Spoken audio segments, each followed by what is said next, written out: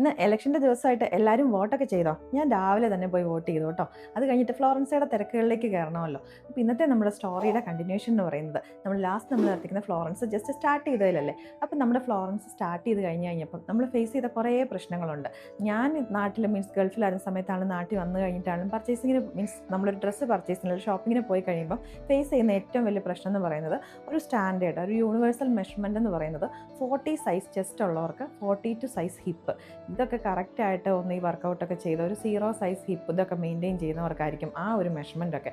നമ്മൾ പ്രത്യേകിച്ച് നമ്മുടെ ഒരു സൗത്ത് ഇന്ത്യ അല്ലെങ്കിൽ ഒരു സ്പെഷ്യലി ഒരു കേരള, തമിഴ്നാട്, കർണാടക റീജിയനിലുള്ള ലേഡീസിനൊക്കെ ഒരു ഡെലിവറിയൊക്കെ കഴിഞ്ഞവരും കൂടെ ആണെങ്കിൽ പ്രത്യേകിച്ച് ഈ ഒരു ഏരിയയിലൊക്കെ നമ്മുടെ ഈ ഒരു മിഡ്രിപ്സും അതേപോലെ തന്നെ ഹിപ്പും കുറച്ചൊരു ലോവർ ടമ്മിയൊക്കെ കുറച്ച് പ്രൊജക്റ്റ് ചെയ്ത് നിൽക്കുന്നവരായിരിക്കും. അപ്പോൾ ഇവർക്ക് ഈ 40 ചെസ്റ്റിന് 42 ആയിരിക്കത്തില്ല ഹിപ്പ്, 44 എങ്കിലും വേണം. അപ്പം ഞാൻ എപ്പോഴും ചിന്തിക്കുമായിരുന്നു ആദ്യമേ തൊട്ട് തന്നെ ഫ്ലോറൻസയുടെ ഒരു യുണീക്ക് സെല്ലിംഗ് പോയിന്റ് എന്ന് പറഞ്ഞു കഴിഞ്ഞാൽ നമ്മൾ മെയിൻലി ഫോക്കസ് ചെയ്തൊരു കാര്യമായിരുന്നു നമ്മുടെ മെഷർമെൻറ്റ്. അപ്പോൾ ആദ്യമേ തൊട്ട് ഈവൻ ഷോപ്പിൽ നമ്മൾ സെല്ല് ചെയ്യുന്ന പ്രൊഡക്റ്റുകളാണെങ്കിൽ തൊട്ടിട്ട് നമ്മൾ ആ ഒരു രീതിയിലേക്ക് നമ്മൾ പർച്ചേസ് ചെയ്യാൻ തുടങ്ങി. ഇവിടേക്ക് നമുക്ക് ഒരുപാട് എൻക്വയറീസ് വരാറുണ്ട്, നമ്മുടെ മെഷർമെൻറ്റ് ഏറ്റവും സൂപ്പറാന്ന് പറഞ്ഞിട്ട്. ഞാൻ ഒരുപാട് വലിയ ഓവർ സൈസ് അല്ല നിങ്ങൾക്ക് തരുന്നത്, അത്യാവശ്യം ഒരു സ്റ്റാൻഡേർഡ് സൈസ്. എൻ്റെ സൈസ് എന്ന് പറഞ്ഞു കഴിഞ്ഞാൽ ലാർജാണ്. എന്നെ ചിലപ്പോൾ കാണുന്നവർക്കൊക്കെ തോന്നുമ്പോൾ കുറച്ചുകൂടെ വണ്ണം കൂടുതൽ തോന്നാറുണ്ട്. എക്സൽ ആണോ എന്നൊക്കെ പലപ്പോഴും ഡബിൾ എക്സൽ ആണോ എന്നൊക്കെ പലപ്പോഴും ചോദിക്കാറുണ്ടായിരുന്നു. ഞാൻ നിർത്തി ഇത് നമ്മുടെ ഷോപ്പ് തിരുമ്പാടിയിൽ സ്റ്റാർട്ട് ചെയ്ത സമയത്ത് ഞാൻ ആദ്യം ഫേസ് ചെയ്തൊരു പ്രശ്നം എന്ന് പറയുന്നത് ഇത് നിങ്ങൾക്ക് മുമ്പിലേക്ക് പ്രസൻറ്റ് ചെയ്യാനുള്ളൊരു കോൺഫിഡൻസ് എനിക്കില്ലായിരുന്നു. ഞാൻ മുന്നത്തെ എൻ്റെ കഥയിലൊക്കെ ഞാൻ പറഞ്ഞിട്ടുണ്ട്, ഞാൻ ഭയങ്കര സൈലൻറ്റ്, ഭയങ്കര ഒരു ഇൻട്രോവേർട്ട് ആയിട്ടുള്ളൊരു കൊച്ചായിരുന്നു.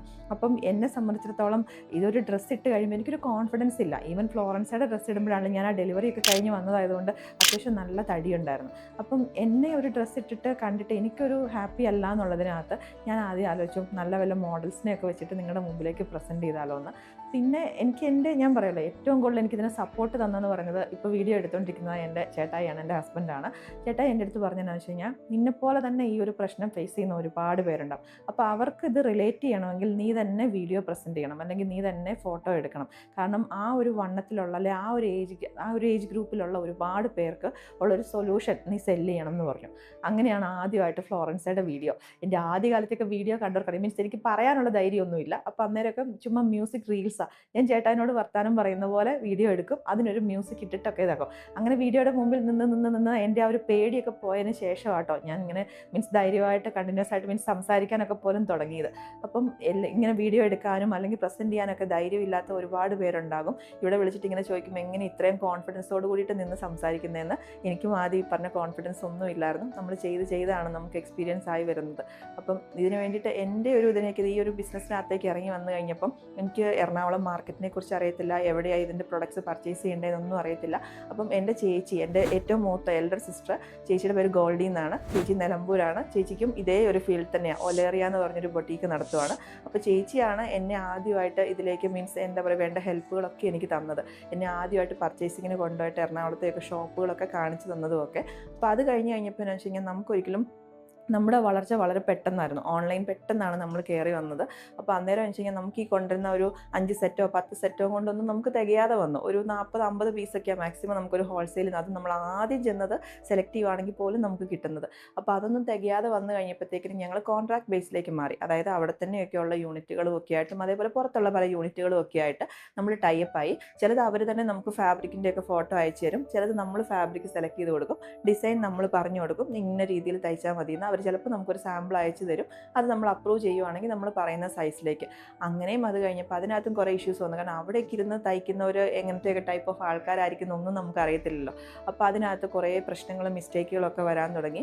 നമ്മളിവിടെ ആദ്യം ഒരു 5-6 പേരെ നമ്മൾ ക്യൂസിക്ക് വേണ്ടിയിട്ട് തന്നെ നമ്മൾ ഇരുത്തി. കാരണം ഡെയിലി ഒരു 400-500 സീസണൊക്കെ ആകുമ്പോഴത്തേക്കിന് 1000-ൻ്റെ അടുത്ത് പീസുകൾ ഡെയിലി പോകുമ്പം ഈ ഓരോ പ്രൊഡക്റ്റും ക്യൂസി ചെയ്തിട്ട് വിടുക എന്ന് പറയുന്നത് നടക്കുന്ന കാര്യമല്ല. കാരണം ഇത് വന്നു കഴിയുമ്പോൾ പിന്നെ ഇതിന് ഒരുപാട് പ്രൊസീജിയേഴ്സ് ഉണ്ടല്ലോ, ബാർകോഡ് ഒട്ടിക്കൽ, അങ്ങനെ ഒരുപാട് കാര്യങ്ങളുണ്ട്. ഇതെല്ലാം കൂടെ നമുക്ക് ചെയ്തെത്താൻ പറ്റാതെയായി. പിന്നെ ഈ പറഞ്ഞ പോലെ ക്വാണ്ടിറ്റി ഇല്ല, ക്വാളിറ്റി ഇഷ്യൂസ് വരാൻ തുടങ്ങി, ഫിറ്റിംഗ് ഇഷ്യൂസ് വരാൻ തുടങ്ങി. അങ്ങനെയൊക്കെയാണ് നമ്മൾ ചെറിയ രീതിയിൽ നമ്മൾ കഴിഞ്ഞ വർഷം നമ്മുടെ സ്റ്റിച്ചിങ് യൂണിറ്റ് നമ്മൾ സ്റ്റാർട്ട് ചെയ്യുന്നത്. അങ്ങനെയായി വന്നു കഴിഞ്ഞപ്പോഴത്തേനും നമ്മുടെ ഓൺ ബ്രാൻഡിലേക്ക് നമ്മൾ ഒരു 23 എൻഡിലേക്ക് 24 സ്റ്റാർട്ടിങ്ങിലേക്ക് നമ്മൾ നമ്മുടെ ഓൺ ബ്രാൻഡിൽ ചെയ്യാൻ തുടങ്ങി. അന്നേരവും നമ്മൾ കോൺട്രാക്ട് ബേസിൽ തന്നെയായിരുന്നു. അത്യാവശ്യം നമുക്ക് നല്ല വിശ്വാസമുള്ള യൂണിറ്റുകളിൽ തന്നെ നമ്മൾ കൊടുക്കാൻ തുടങ്ങി.